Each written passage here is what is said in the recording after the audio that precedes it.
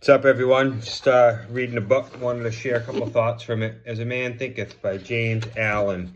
This book is published in 1903, but all of the lessons and all of the materials still apply to today 100%. And I'll show you why. This chapter is about a mind, about a man's mind. It says, man's mind may be likened to a garden, which may be intelligently cultivated or allowed to run wild. But whether cultivated or neglected, it must and will bring forth. If no useful seeds are put into it, then an abundance of useless weed seeds will fall therein and will continue to produce their kind. So, I mean, basically it's self-explanatory. Your mind's like a garden. If you don't put the good seeds in it, then the weed seeds are going to grow. The bad thoughts, the negative stuff, the things that aren't going to bring you prosperity, the stuff that's not going to bring forth good fruits and vegetables and flowers and the things to nourish you. It's just going to grow these noxious weeds that just drain you and suck the life out of you. So if you learn how that you are the master of that and that you can control that, and then you're going to have much more abundance. So going on here, it says, just as a gardener cultivates his plot, keeping it free from weeds and growing the flowers and fruits which it requires, so may a man tend to the garden of his mind. Just like the guy tilling the garden. It's the same thing with the mind here. Weeding out all of the wrong, useless, impure thoughts and cultivating towards perfection in flowers and fruits of right, useful, and pure thoughts. By pursuing this process, a man sooner or later discovers that he is the master gardener of his soul, the director of his life. He also reveals within himself the laws of thought and understands with ever-increasing accuracy how the thought forces and mind elements operate in the shaping of his character, circumstances, and destiny. So, I mean, you think about it, you become your thoughts and stuff like that. So why not start controlling what you put in there? Why not put the good stuff, plant those good seeds? That comes in the form for me, of doing this sort of stuff in the morning time, reading, putting good thoughts in there for the day.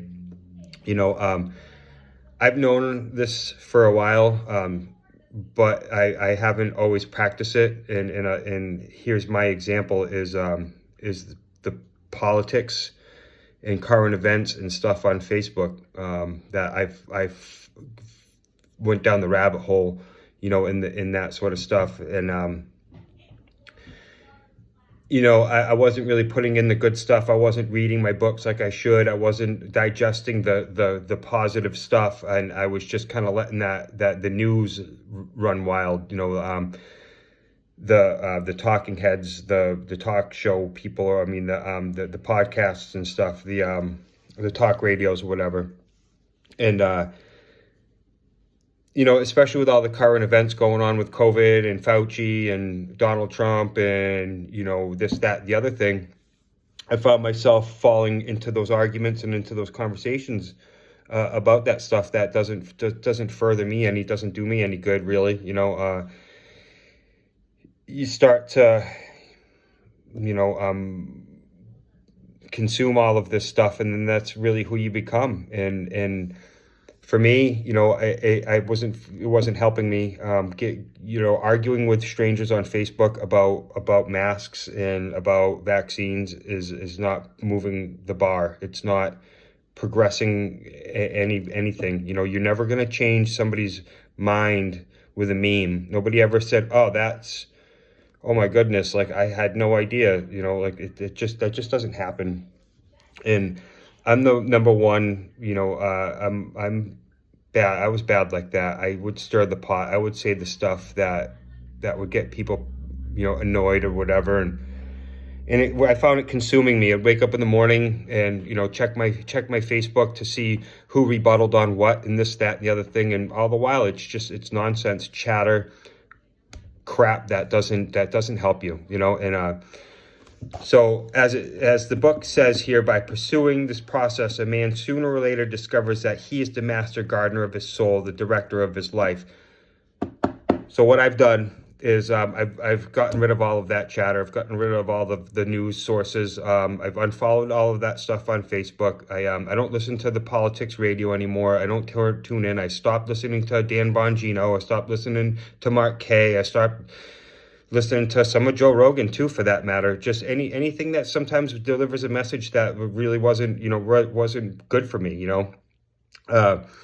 I unfollowed all those people, the friends and family who post the political stuff, like I'm sure they've done it to me, and I understand, but I've unfollowed them, and they were still friends, but I don't want to hear about Donald Trump's laptop, or whoever's Biden's laptop and Hunter's crack pipes or nothing like that. That stuff doesn't affect me anymore. It doesn't affect my life.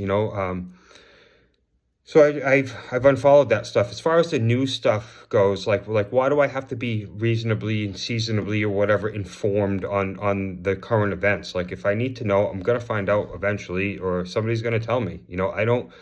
I remove that stuff. That's all just clatter, chatter, whatever. So removing that sort of stuff helped. And as far as having to know, why, like, I'm not having conversations, about Marjorie Taylor Greene or whatever, or the insurrection with my friends, like my circle, we're talking about, about moving the bar, about raising the bar, or whatever. We're talking about personal development stuff. We're talking about health and fitness stuff. We're talking about real estate investments at this point, relationships. We're not talking about Putin and Zelensky.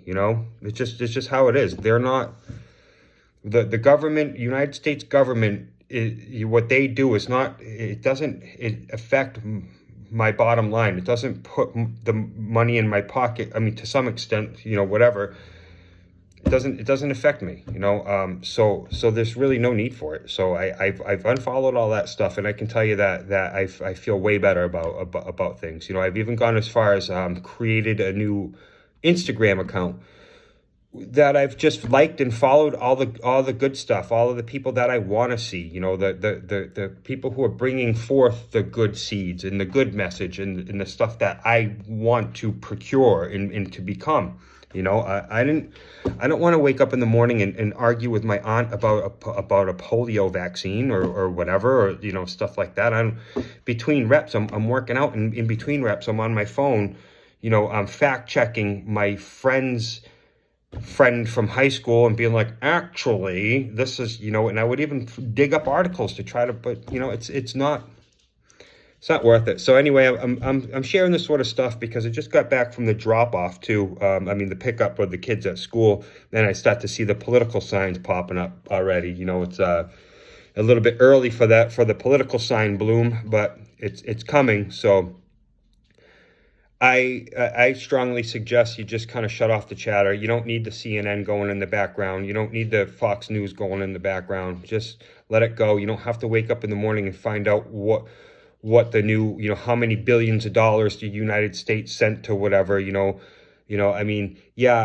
pray for the people in the Middle East and stuff. You pray for them all the time. Pray for people all the time. Like, it's just, I don't know. Just a couple thoughts that I had. Clean up your news feed stuff. It's worth it, and I feel like I feel a lot better personally because of it. And if I've ever insulted anybody within my rabbit hole of sharing conspiracy stuff or the political stuff that nobody really wants to hear, if you haven't already blocked me or whatever, and you're hearing this, then I apologize, and it's just, I started to become what I was putting in there. So this is what I'm planting, and and hopefully the fruits and the vegetables of this stuff will be much more fulfilling than arguing about a mask with random people on the town page.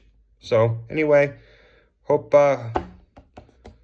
you all have a good day, and that's about it. See you next time. Bye-bye.